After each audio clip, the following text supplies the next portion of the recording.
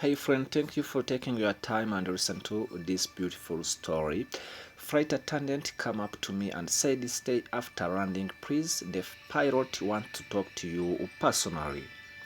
Flight attendant come up to me and said, "Stay after landing, please. The pilot want to talk to you personally." I thought my big business trip to Los Angeles was going to be just another day until a mysterious request from the pilot left me questioning everything I knew about my past. The truth we shared would alter my future in ways I never imagined. My flight to Los Angeles was supposed to be a smooth one, but what happened during that 2 hours journey, it changed my life forever. But before I tell you about it, let me share why I had to reach Los Angeles that day. So I work as an architect at a well-known construction firm, and this is my dream job. Let me tell you, it was not a good luck that brought me here. It was my hard work and all those sleepless nights I spent in college upgrading my skills and learning new concepts. Recently, my boss gave me an opportunity to present a big project to some of our investors in Los Angeles. It was a huge thing because I could lead to a long-awaited promotion, so I happily accepted the opportunity. Honestly, I felt so grateful for it because it was also a chance to make my mom Melissa proud.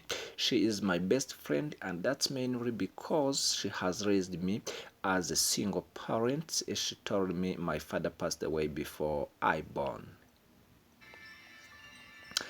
But she never stopped me from chasing my dreams. Mom was always there to support me, and I love her so for that. So when I told her about the meeting in Los Angeles, she hugged me and said, "Go get them, sweetie.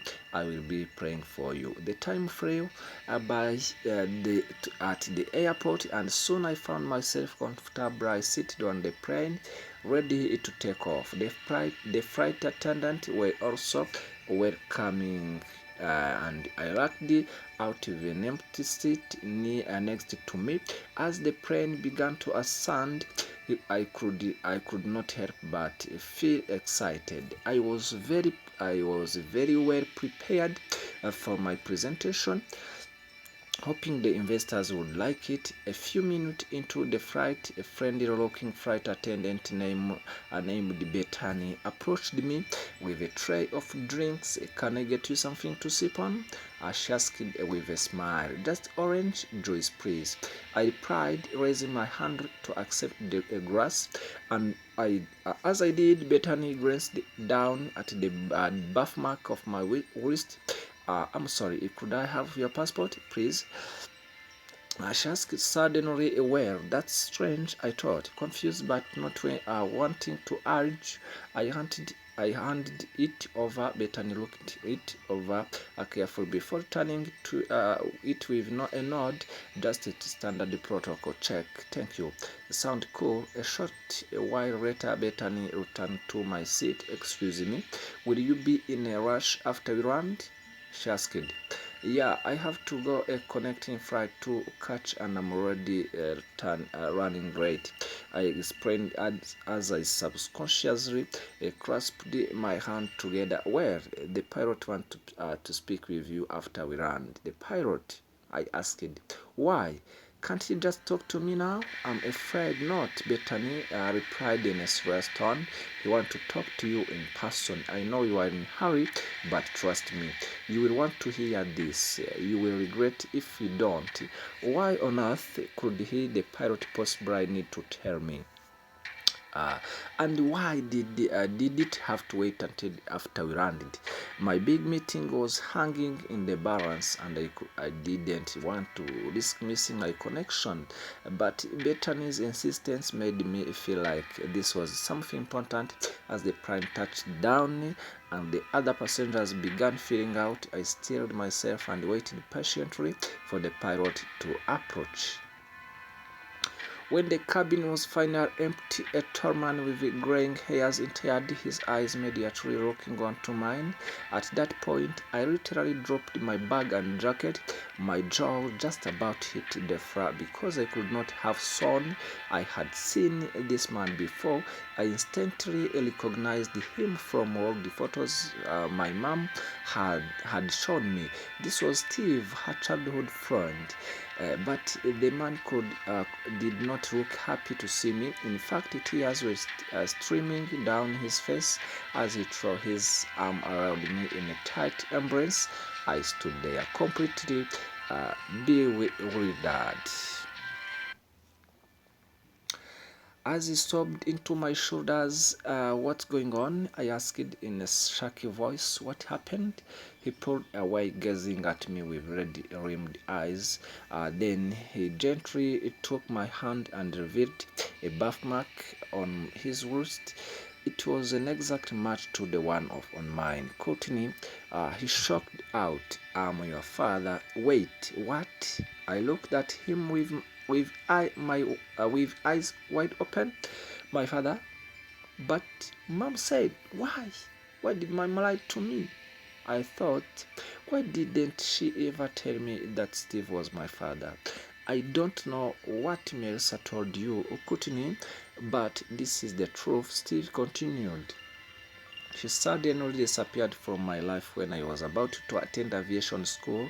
She didn't even tell me she was pregnant. I got to know through a friend, but it was years after you were born. At that point, all I wanted to do was confront mom. I want to find out why she left Steve. I want to know why she did everything from me, why she hid everything from me. I immediately pulled out my phone and called her. Mom, why didn't you ever tell me about Steve? I demanded as soon as she answered. I had her on speakerphone so Steve could hear. Why did you keep this from me, Steve? What do you mean, sweetie? She asked, still trying to hide the truth from me. Mom, please stop. I rolled my eyes. I just met Steve on the airplane. He's here with me. Now, please tell me everything. I need answers. He needs answer. After a few seconds of silence, mom finally spoke. Her voice was thick with emotion as she began to explain. Oh, Courtney, I'm so sorry, she cried.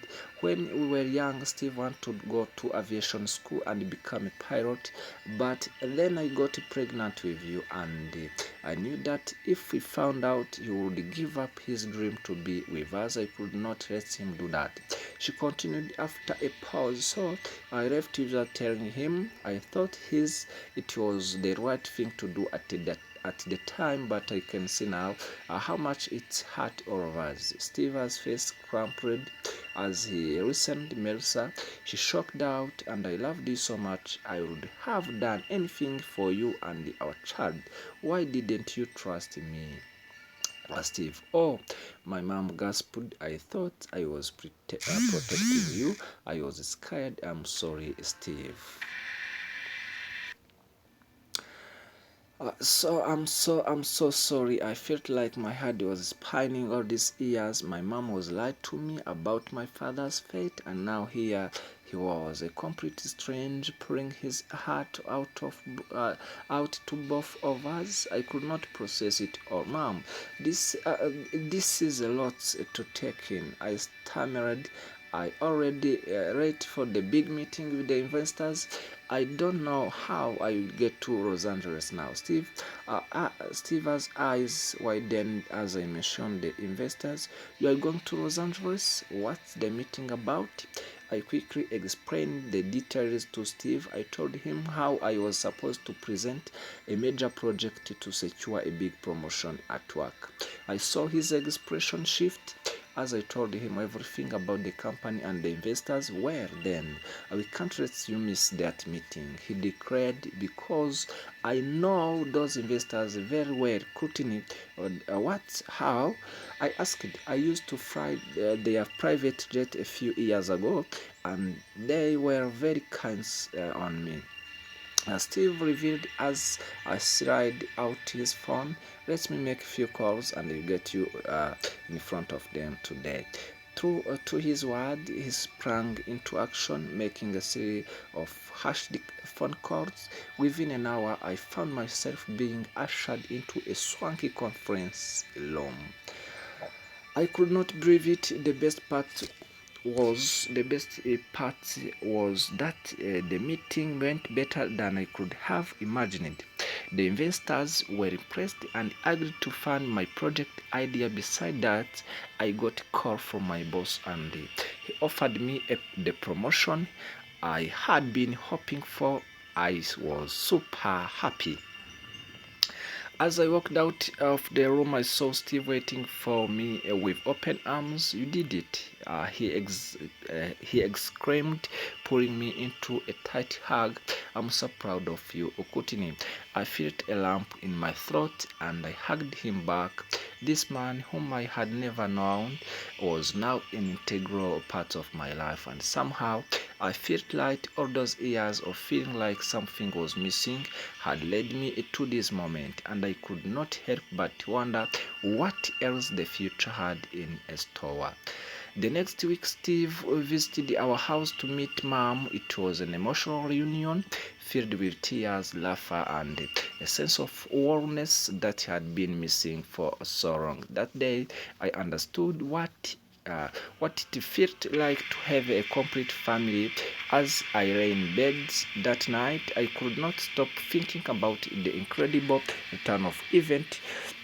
Who would have thought that a routine flight to Los Angeles would lead to the discovery of my long lost father? It was the kinds of plot twist you only see in the movie, but here I was living it, and while it was overwhelming, I could not help but feel a sense of gratitude and excitement for what the future might hold. Thank you very much, our listeners from every place, from foreign countries, from Rwanda, north, south, east, East, and Kigali City. Thank you very much. You can hit on subscribe, like, share to stay with us every time. So God bless you with all. Thank you. Good night.